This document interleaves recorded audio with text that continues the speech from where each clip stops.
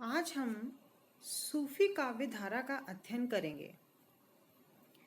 भक्ति काल की निर्गुण काव्य धारा को दो उपधाराओं में विभाजित किया गया, एक ज्ञानाश्रय शाखा और दूसरी प्रेमाश्रय शाखा। प्रेमाश्रय शाखा या प्रेमाश्रय काव्य धारा को ही सूफी काव्य कहा जाता है। सूफी काव्य धारा की भक्ति का मुख्य विषय प्रेम है। वह प्रेम जो ईश्वर से मिलाने वाला है, जिसका आभास लौकिक प्रेम के रूप में मिलता है। सूफी काव्य धारा का अध्ययन करने से पहले सूफी शब्द को समझ लेना बहुत आवश्यक है। सूफी शब्द की व्युत्पत्ति के संबंध में विभिन्न विद्वानों के विभिन्न मत हैं। कुछ विद्वान मानते हैं कि इसका संबंध सोफिया से है, जिसका अर्थ होता है ज्ञान। कुछ विद्वान सफा से मानते हैं, जिसका अर्थ होता है शुद्ध और पवित्र। कुछ ये मानते हैं कि मुसलमानों का पवित्र तीर्थ मदीना की मस्जिद के सामने जो चबूतरा है उसका नाम सुफ़ा चबूतरा है, और वहाँ बैठने वाले जो फकीर थे वो सूफी कहलाए। सर्वाधिक जो मान्य मत है वो है कि सूफी शब्द का संबंध सूफ से है, जिसका अर्थ होता है ऊन। सफ़ेद ऊन से बने हुए मोटे वस्त्र को जो पहना करते थे और जिनका आचरण पवित्र और शुद्ध होता था, वही सूफी कहलाए।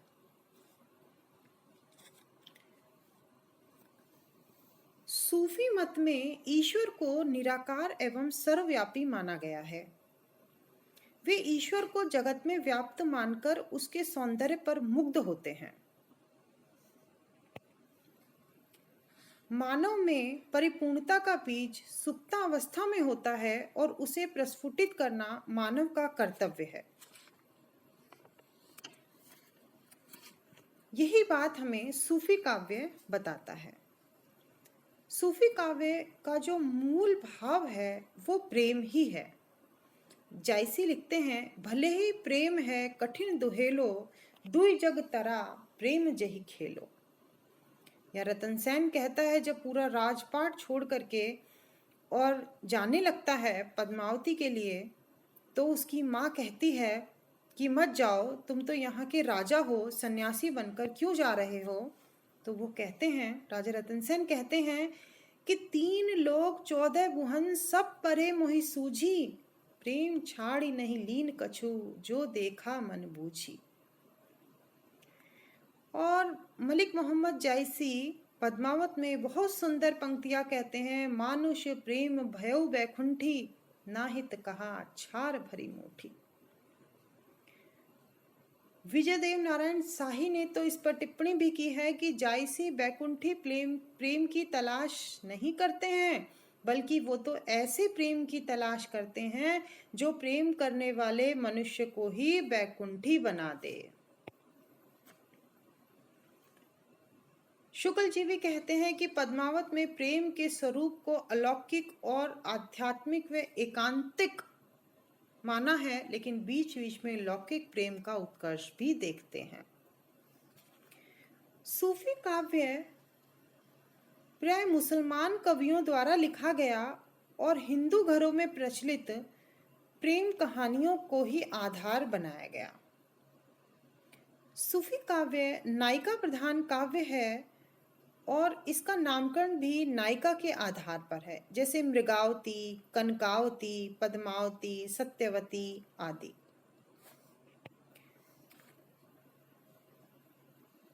सूफी काव्य में प्रकृति का बहुत सुंदर चित्रण किया गया है। षड ऋतु वर्णन, 12 मासा वर्णन बहुत सुंदर किया गया है। उद्दीपन और आलंबन दोनों ही रूपों में प्रकृति का चित्रण है, लेकिन उद्दीपन रूप में वह ज्यादा है।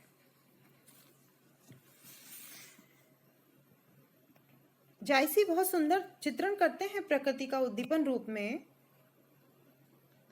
षट ऋतु का वर्णन करते हुए कहते हैं कि पद्मावती चाहत ऋतु पाई, गुगन सुहावनी भूमि सोहाई, चमकी बिजू बरसे जल सोना, दादुर मोर सबद सुठिलोना।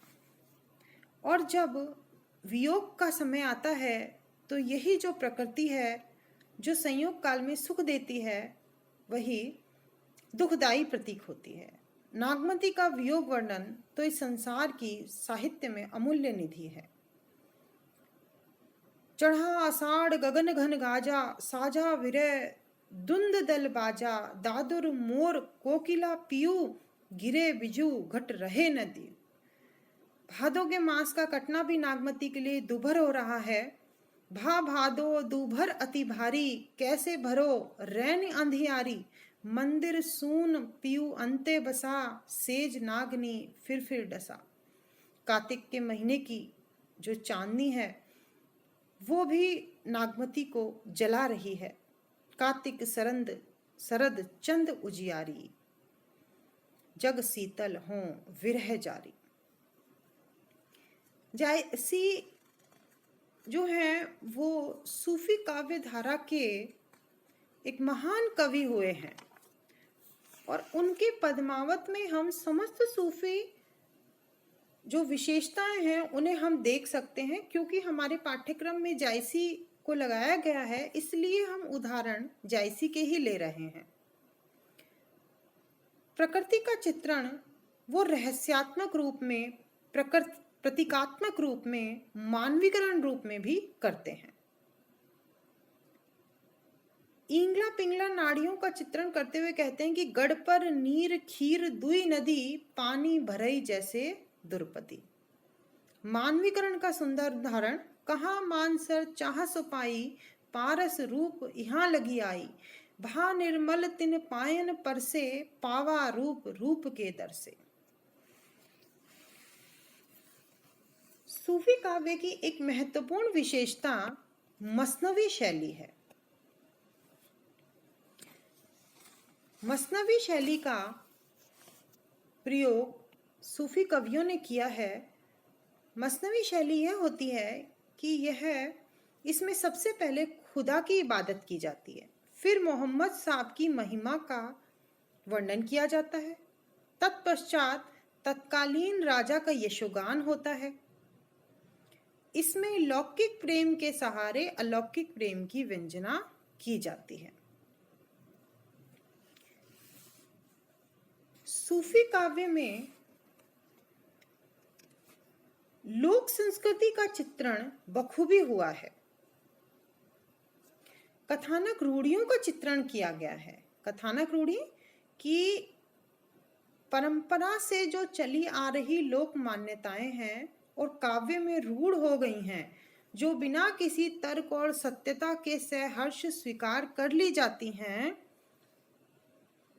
और जिनका विरोध नहीं होता है, वो कथानक रूढ़ी कहलाती हैं। जायसी ने तो कथानक रूढ़ियों का प्रयोग बहुत किया है और भी जो सूफी कवि हैं सभी ने कथानक रूढ़ियों और लोक संस्कृति का चित्रण किया है। आप देखिए कि लोक संस्कृति का कितना सुंदर कि भारतीय जो त्योहार हैं, तीज त्योहार हैं या विवाह के जो रस्में हैं, रिवाज हैं, उन सबका चित्रण हमें देखने को मिलता है। जब राजा रतन सेन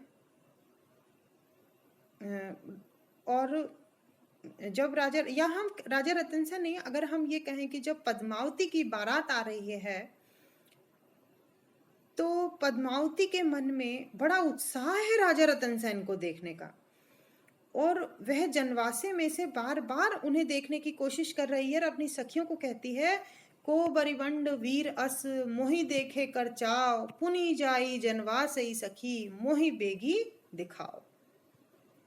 होली का चित्रण, फागु खेली पुनि दाह बहोरी।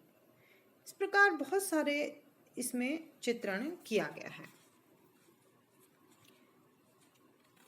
सूफी काव्य की अगर विशेषताओं की बात हम करेंगे तो इसमें खंडन मंडन का अभाव है जो हम ज्ञानर्षि शाखा में देखते हैं। चरित्र चित्रण की पद्धति हमें इसमें दिखाई देती है। नायक नायिकाओं का चरितांकन किया गया है। राजकुमार को बड़ा ही साहसी, वीर पर दुख कातर बताया गया है, तो नायिका को अनिंद सुंदरी, बुद्धिमती राजकन्या बताया गया है। भाव और रस व्यंजना भी बहुत सुदृढ़ है। श्रृंगार के दोनों ही पक्षों, संयोग और वियोग का प्रभावपूर्ण चित्रण हमें देखने को मिलता है।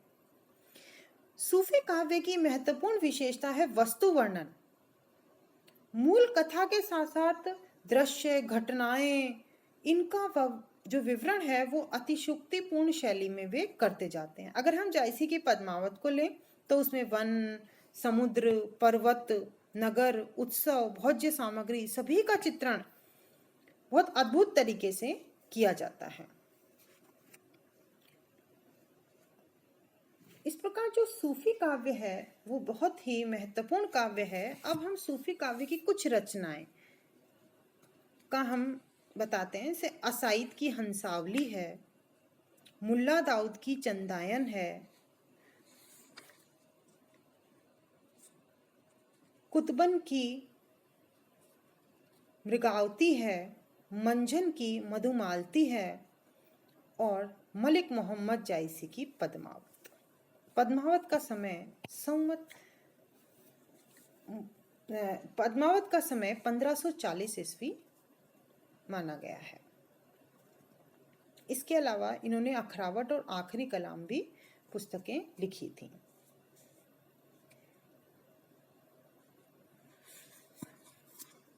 जायसी के बारे में हम विस्तार से पढ़ेंगे जब हम जायसी की पद्मावत कि जो पद हमारे पाठ्यक्रम में आए हैं उनका अर्थ हम करेंगे।